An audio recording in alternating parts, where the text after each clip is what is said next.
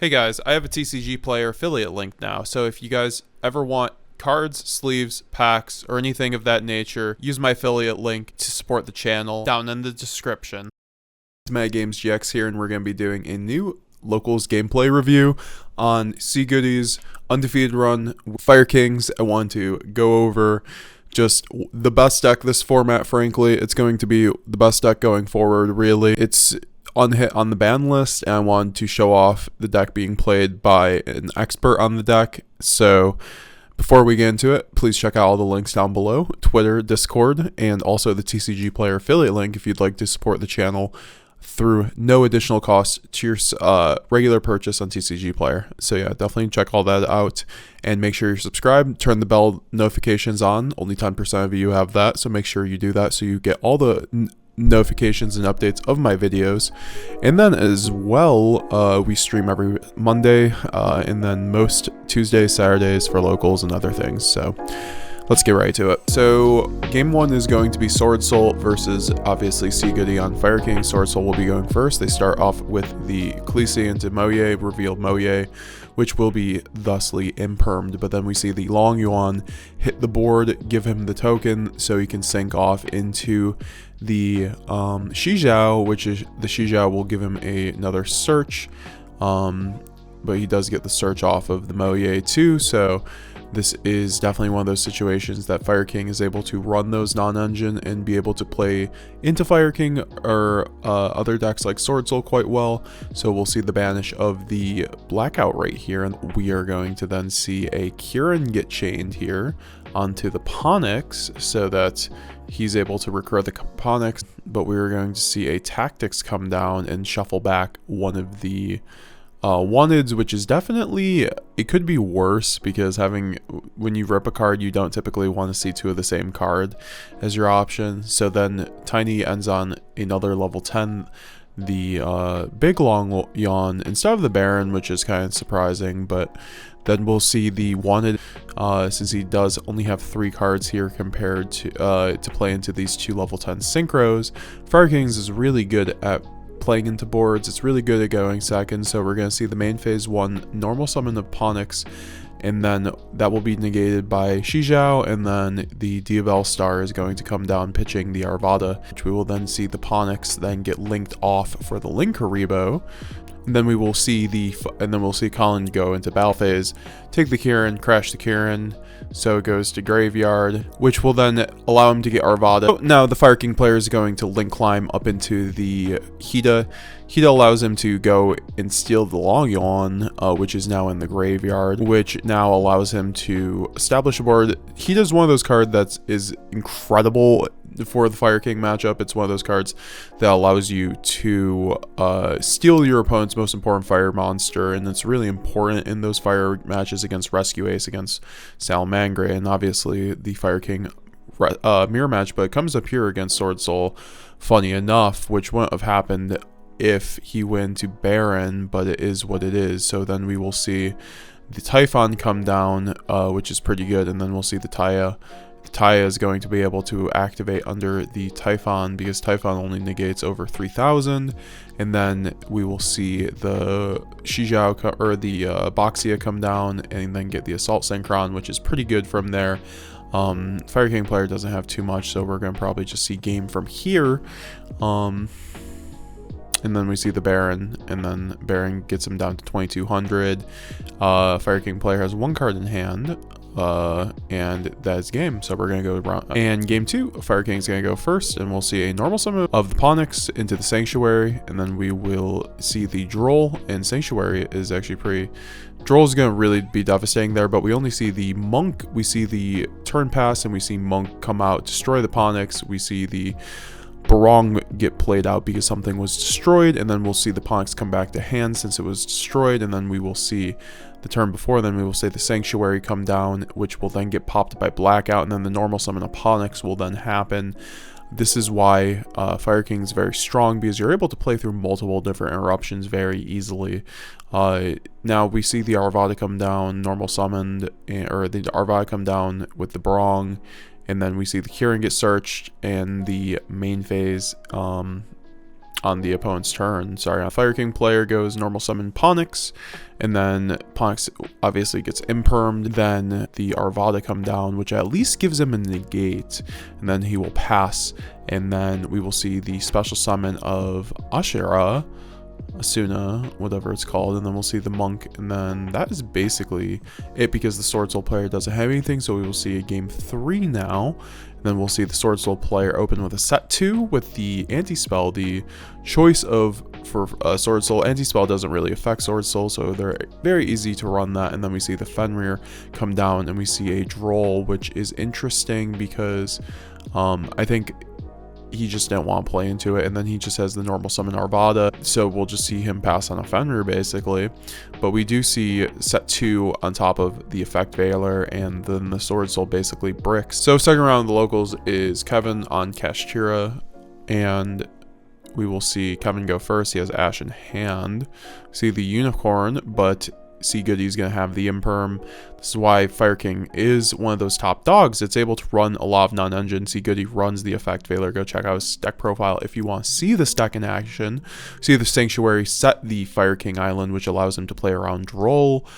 We don't see the Droll come down, but we see the Ponix come out now. But we do see the Ash on the Ponix, which is understandable. But See Goody's going to likely be able to play around having his rank 8 banished off of Unicorn. It's not that big, honestly. Unicorn is one of those cards that you have to now play around with Kashtira, being that you can't just like afford to main deck multiples of your extra deck because Kashtira is not the top dog, but it's still a very good deck, especially with the Unicorn to 3. So we'll see the Kirin, then send the Barong off the High Kirin, or the High King Garunix off the Barong, so he can get the Kirin on his opponent's standby phase. That's the main sauce with Fire Kings, really just sending the Barong to search the Kirin and then play on your opponent's turn. That is one of the most important play lines in Fire King. So we will then see Goody attack into the Unicorn, run that over, and then go normal summon effect Veiler, and we will see there's a Unicorn. I mean, there's a Veiler, or there's a Nash in graveyard. He could go into Hida, but no, he's just going to go into IP Masquerena and then pass on that, so he can hopefully get, since he has the Kirin, he can go into the SP Lil Knight or even Appaloosa if he's able to go off even more. So then we'll see the Kirin come back and standby off the Barong on the Kashtira player's turn. Kashtira player has Pankratops, but now you're able to search the Ponix and then the High King, obviously. So we have some questions going on now, and then we'll go main phase into the Kashtira player Pankratops. A special summon Pankratops does a lot here, but the Kirin is going to be able to really put a lot of pressure on it and not make it too useful, because then we'll see the special summon of High King Garunix while sending another Kirin, and we will then see the Pankratops target Garunix, which is probably incorrect, to be honest, but then we will see the Ponix come out, obviously. So yeah, I think we just saw Kevin just say to the camera that yes, he did just make a misplay. Then we see the Soulburner get searched off of the Ponix, which is really good, and then we see the Fenrir get impermed, which is really devastating for the Kashtira player, since you really need to get those Fenrir and Unicorn searches off for your deck to really do a whole lot without having your field spell or Theosis. And then we will see the IP Masquerader finally pop off into the SP Little Knight to banish the Fenrir. But then we will see a Kashtira Ogre come down, which is going to be able to respond pretty well and be able to attack over the SP Little Knight, which now this board state's officially pretty simplified. However, the See Goody has still a lot here on top of that, and he top decks the Fenrir, which doesn't do a whole lot, unfortunately.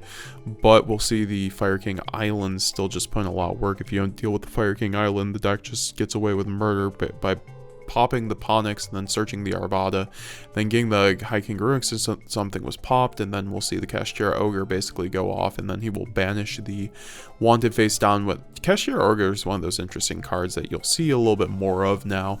But now we'll see the Kirin go to graveyard, the third Kirin, then we'll see the Barong get spec'd, and then the Big Bang will go there, and then the the Arvada gets normal summon, which is another monster effect negate. Fire Kings has two.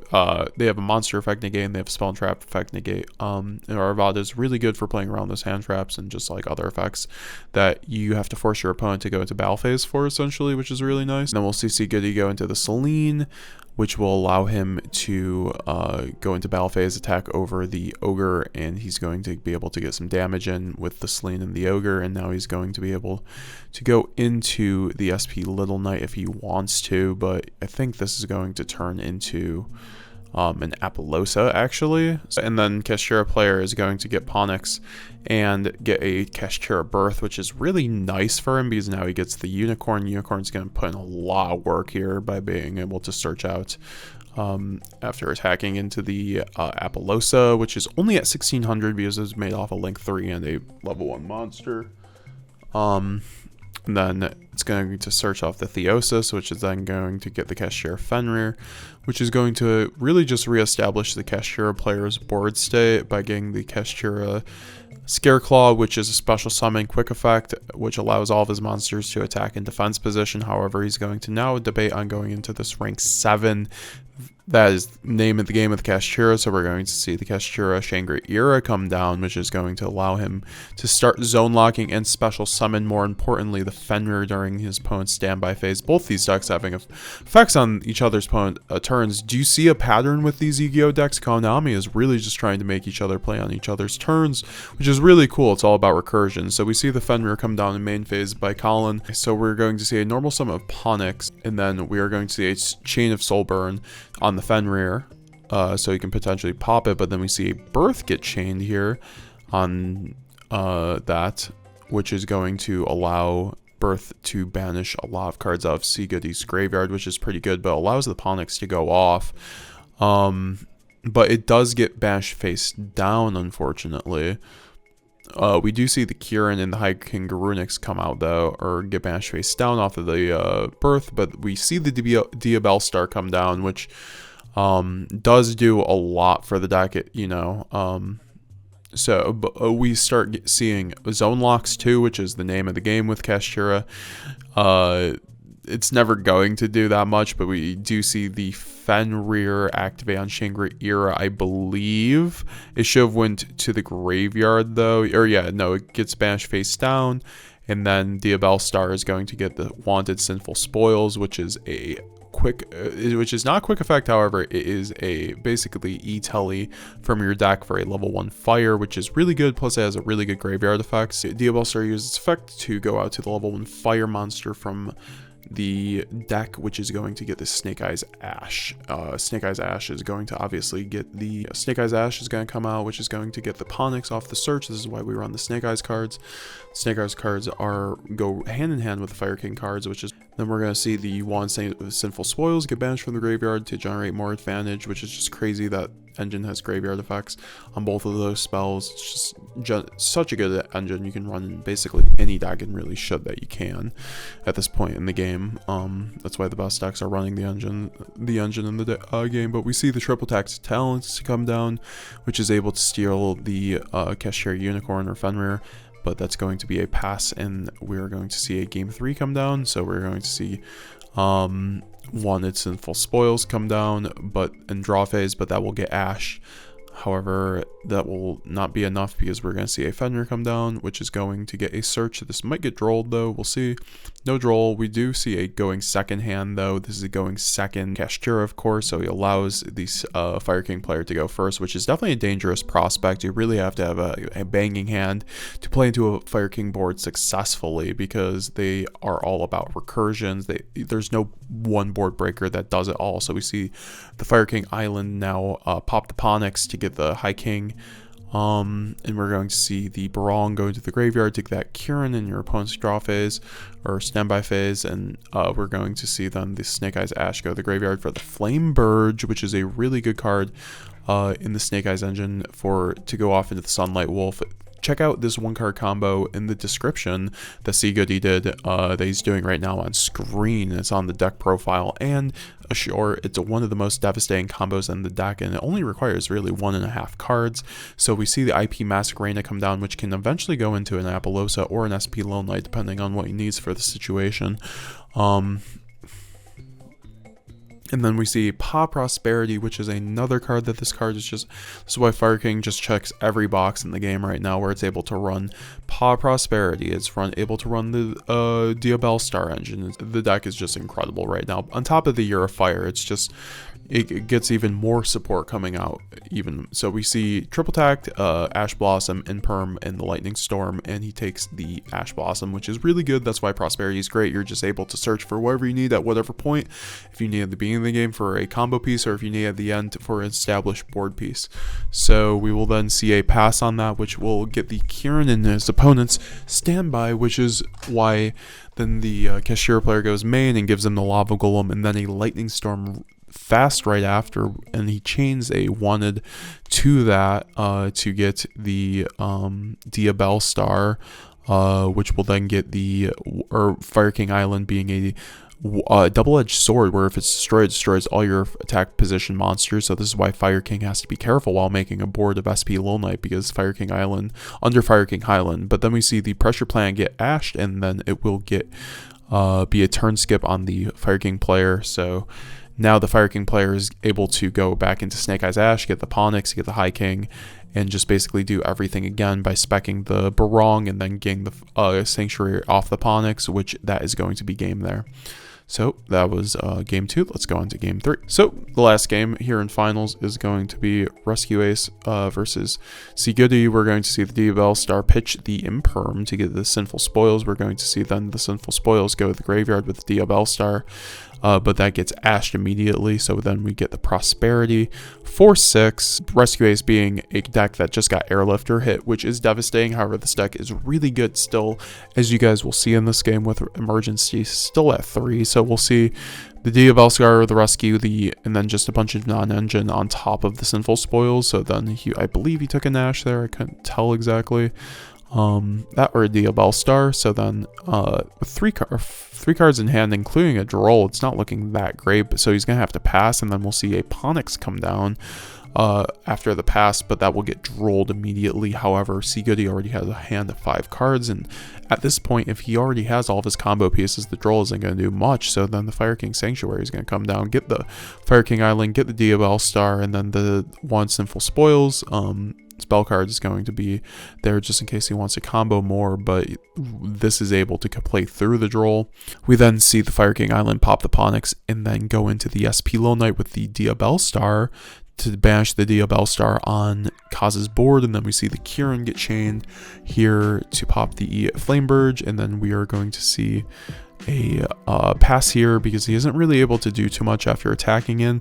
And then we see Kaz go Hydrant. Then Hydrant's going to be responded to with a Soul Burner before he's able to activate the effect of it, since it doesn't happen on summon. Then the Ponix is going to come out and see Goody's turn and get the search of the other spell, but that's going to get ashed on the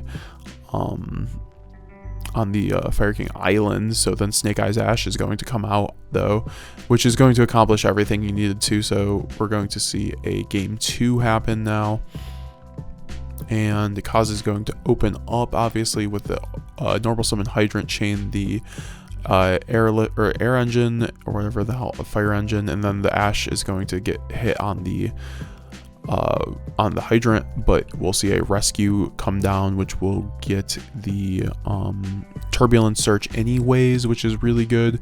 But then we'll see an SP Little Knight get the 2 names for Turbulence, and then Turbulence will get Veilored, but we'll see the Emergency come down to dodge the Veilor, which is incredible.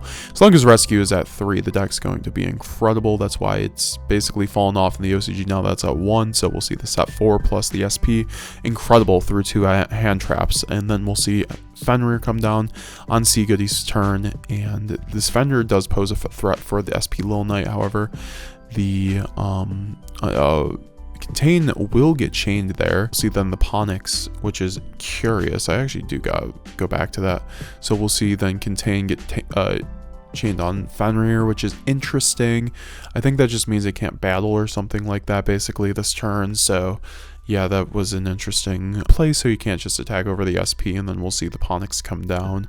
Ponix will get its effect most likely unless he chains that, but we'll see the air impulse come down and get ashed, and we'll just see the Fire King Sanctuary get searched, and Sanctuary is going to be able to put in a lot of work here unless the Rescue Ace has something to interact with it here, which they don't in Engine. They have no spell and trap card interaction. So like Fire King Island's going to pop the Ponix, get the High King Garunix, and then Garunix is going to come down and then send the Kirin, actually, surprisingly enough.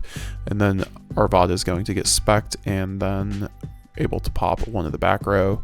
And then this is where Fire King is really good, obviously, because you're able to run Fenrir, you're running Ash, you're running an extremely strong recursive engine that you're able to constantly pump back and do the same thing every turn basically, but in way different ways. You can link climb. It's really, really, really diverse. So we are going to then see the Fire King player decide what to do here. It's a very interesting board state with the Turbulence and the Fenrir and Arvada on board, and no cards in hand with the Rescue Ace player. However, he does have the Turbulence with the emergency to tribute their emergency for the Hydrant, and Hydrant's going to be able to get a search here, but then we're going to see the contain come down, or emergency come down, or whatever it's called. It's going to then get reset, and then the Preventer is going to be summoned to get the Airlifter, and then the HQ, which is a lot of advantage on top of just having the SP Little Knight there. And then he's going to pop a card off of the Kirin effect, which is one of those non-targeting destruction effects that's very devastating. And then he's going to pass it over to the Rescue Ace player. Not too much there, but he still has Ash in hand, which is pretty good. So, and he can't attack over the Turbulence either. And now we are going to see the Rescue Ace player do something very interesting. We're going to see him go emergency and into Hydrant. I believe this is in draw phase. Tribute the Turbulence, and then we are going to see the Arvada happen, but he's going to use the trap card to take control of SP Little Knight, which is crazy. Since he has the Rescue Ace Hydrant on board, he's able to take control of a monster that he would destroy anyways, which is really good. And then he's able to reset it with the contain.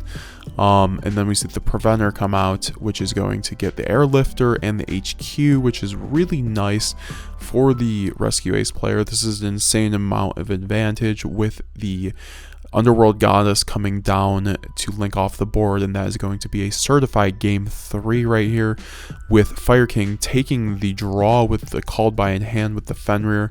Fenrir just being a great board piece. You can draw or search a card to discard, basically, just always going plus with that card on top of being a board piece. Then we see Fire King Sanctuary come down for the Fire King Island. You know, we don't see any monsters in hand though, that's the thing, but we do have the Fenrir search.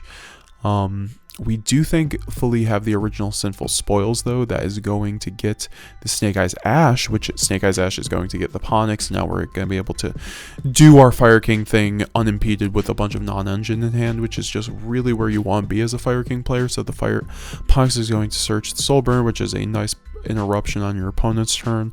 So then he's going to use the Fire King Island to pop the Ponix and then get the Garunix, and then Garunix is going to come out and then either send the Barong, so we're going to get the Barong so we can get the Kirin on our opponent's turn. The opponent's going to draw after setting 2. Really strong start, but we see the Called By on the Barong, so he doesn't get the Kirin. However, we do get the Ponix back to hand, which is nice, and the one Sinful Spoils will come down in the draw phase, which to get the Diabell Star most likely. He does have an Ash, I believe, but he chooses not to do that there. It's a pretty decent bet if you want to Ash that there. So yeah, we will see the Ash. I think Ashing that is correct because it does just get you insane advantage tree, and yep, that was just the game there. So yeah, you guys saw that Fire Kings is one of the best decks this format. See Goody piloted to great success. Congratulations to him. Go check out his profile. Really do want to thank him for coming on the channel. Hope to have him back on.